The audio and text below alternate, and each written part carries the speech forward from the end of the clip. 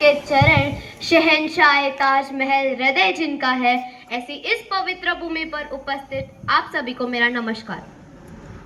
मैं भारतवर्ष का हरदम अमित सम्मान करती हूँ, यहाँ की चांदनी मिट्टी का ही गुणगान करती हूँ। मुझे चिंता नहीं स्वर्ग जाकर मोक्ष पाने की, मुझे चिंता नहीं स्वर्ग जाकर मोक्ष पाने की, क्योंकि तिरंगा हो कफन मेरा, बस यही अरमान रखती हूँ।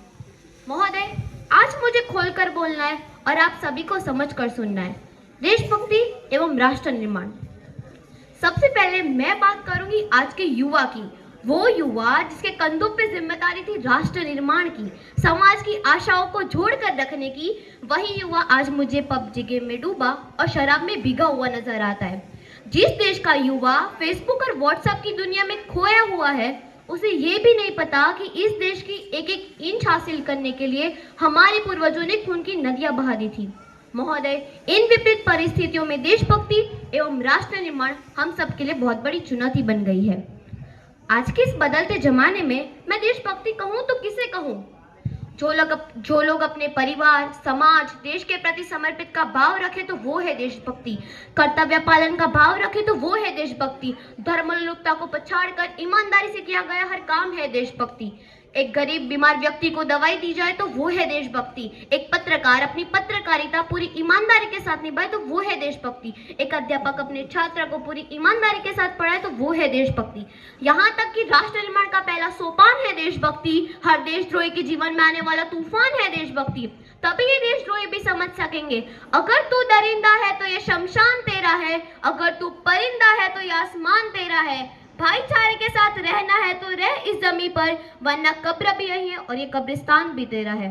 घोर निंद्रा में सोने वाले लोगों, अब भी वक्त की जाग जाओ, इससे पहले तुम्हारी ये नींद राष्ट्र को ले डूबे।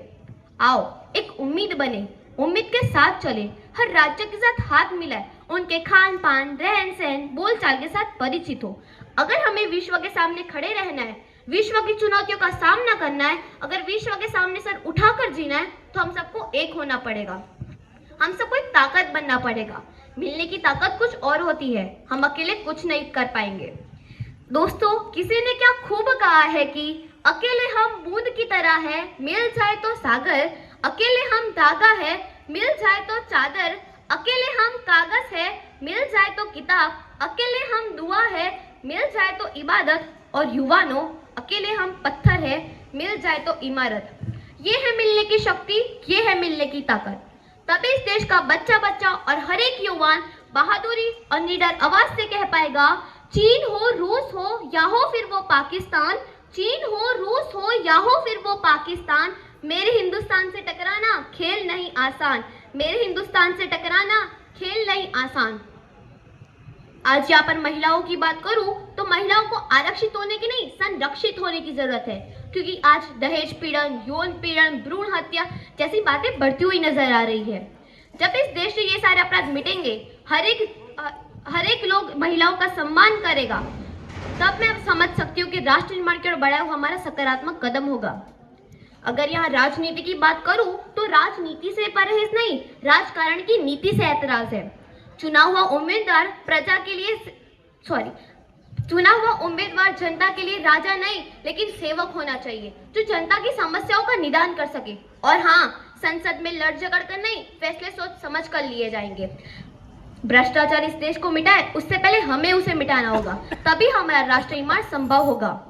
यही सही वक्त है देश को सींचने का, सही वक्त है देश को नींद से जगाने का, सही वक्त है क्रांतिकारी की मिसाल को फिर से जलाने का, देश को सही राह दिखाने का, सही वक्त है देश को सर्वश्रेष्ठ बनाने का,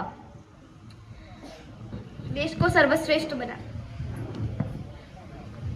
अगर हमारा राष्ट्र निर्माण तब संभव होगा जब दिए मंदिर में नहीं, ज्ञान की रोशनी फैलाएंगे, चादर मस्जिद में नहीं, हर नंगे बदन पे ढकी जाएगी। हमारा राष्ट्र निर्माण तब संभव होगा जब